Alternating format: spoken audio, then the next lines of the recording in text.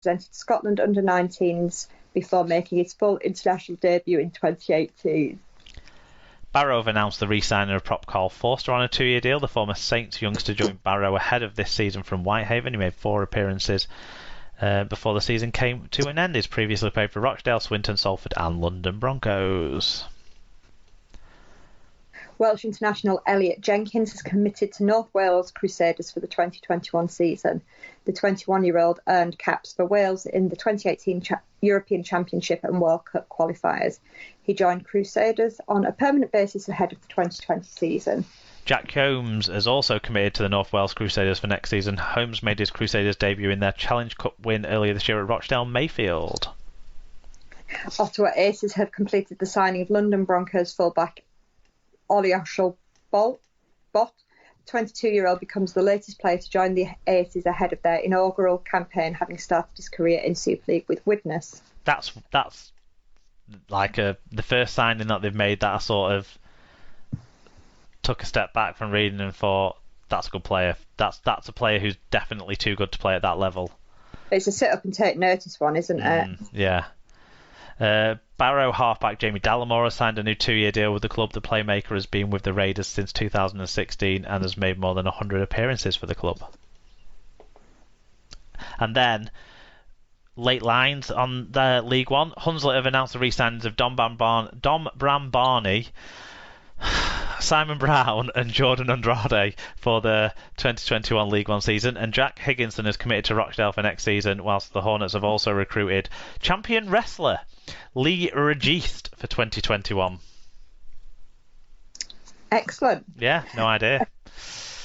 The 2020 Women's Super League and Women's Challenge Cup have been cancelled because of coronavirus. The RFL says new training sessions and local friendlies will take place in the autumn in order to maintain momentum. England's senior women's and night squads will also hold training together, however, in sessions to be held in September and October. Mark Lovering, RFL Participation and Development Director, said, "The cancellation is a huge sadness." He added, "We've been in close dialogue with clubs and foundations through the interruption caused by the COVID-19 situation. Together, our focus is on group training activities at clubs leading to the October friendlies, and for the players in the performance squads, dedicated England training sessions and a programme of support for players and coaches ahead of the next season and the World Cup year." And Tom Andrews got in touch to say, "A shame, but without any TV contract and the money for testing, etc., it's understandable. Hopefully bigger and better back in 2021. Yeah, this one is a real shame. I think the sort of combination with these clubs being brought closer into the Super League clubs and the Championship clubs as well, where they have them, is been a real part of the progress, but it's possibly part of the reason why there's a problem this year with it, because it's not like a normal community club that can abide by whatever rules that are getting put in place for community clubs as they return to training and potentially play in, because they do have that facilities link with the Super League clubs, which makes it, I guess, more complicated for getting facilities and stuff, availability and stuff. But it is a real shame in terms of the momentum and progress that this competition had made. And last year, the women's grand final being broadcast on Sky, the women's Challenge Cup final being obviously on the BBC, albeit the red button, and we were starting to get some profile into this competition, weren't we? And the Knights tour the England tour last year to PNG, things like that were really shaping up for progress, and the women's NRL is playing, so they will be getting that progress, and we won't this year, which is a real shame. So hopefully the women can really hit the straps next year and get into good shape into the World Cup with whatever camps they can come up with for the back end of this year. Yeah, no, it is a shame. I have to admit, I actually thought it had already been cancelled. Yeah, it kind of, you feel like it's strange that things are still getting cancelled, because it's been going on that. I think they've wanted to hold off as much as possible, because it is still a community game but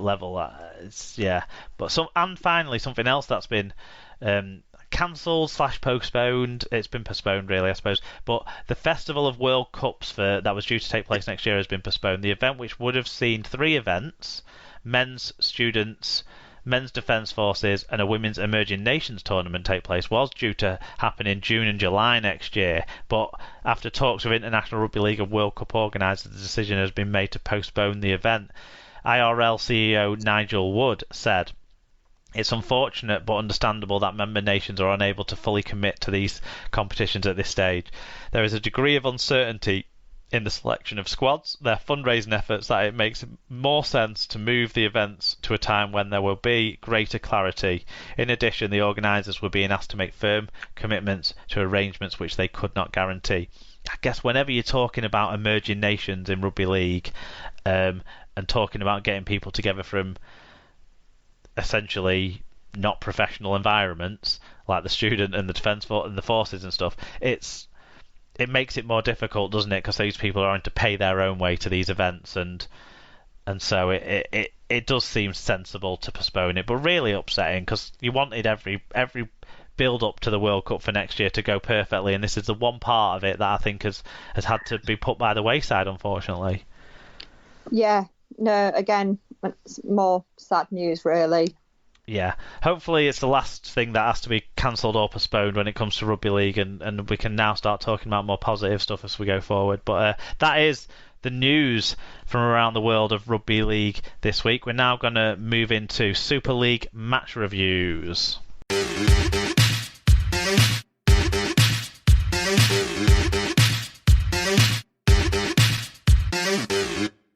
Super League match reviews then, and it was round 10 of the Super League, the truncated Super League this weekend, and it started on Saturday late afternoon, early evening in the Halliwell Jones Stadium in Warrington, where the first game we saw this week was Wigan versus Castleford.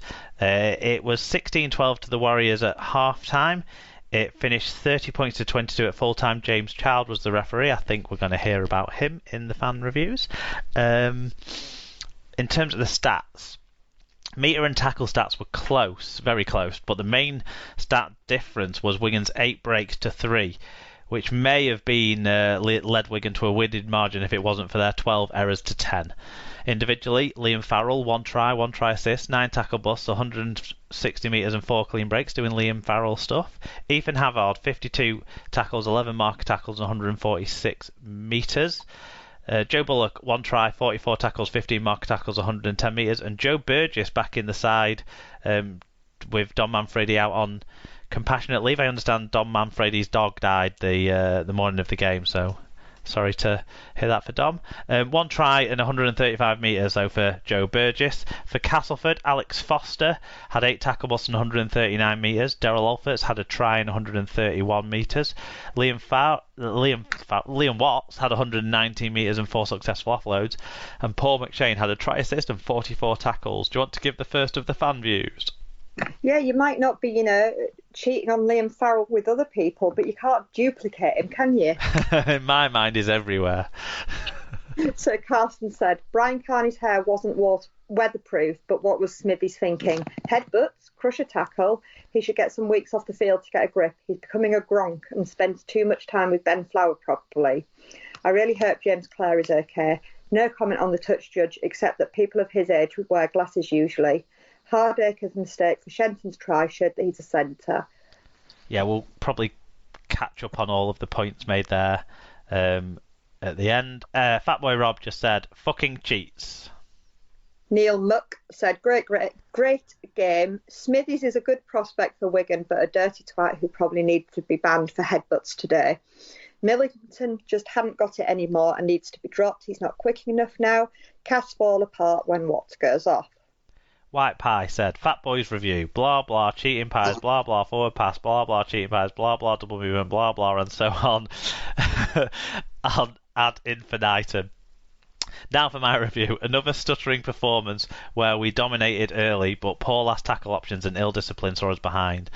Solid work by Bullock, Havard, Flower, Isa and the Pearl saw us home, but I think Morgan must have used his annual leave as he's earned himself a ban. Overall solid enough, and Havard was immense at loose forward. Only gripe is that we still have the receipt for George Burgess as he's woeful. I just don't think George Burgess mustn't be fully fit, because he only played 15 minutes in this game. Anyway. Yeah, I've only seen the highlights of this. Didn't really see George Burgess, which possibly would be the reason why. Yeah. St David said, didn't watch a minute of it, but obviously Smithies is a shithouse and needs banning. Ben Ward said, 2 very good teams going at it today, spoilt by the referee and his crew. Major incidents missed when we have a video ref that should and can intervene in the case of the headbutt and punching by Smithies. The inconsistent calls unfortunately cost Castleford points in key parts of the field, which Wigan capitalised on with points. Castleford lose a player for the whole game and Wigan lose one for 10 minutes. Tom Andrews said, entertaining end-to-end game. Shame Wigan didn't take the moral high ground standing Hastings down for the game, but what else do you expect from Wigan?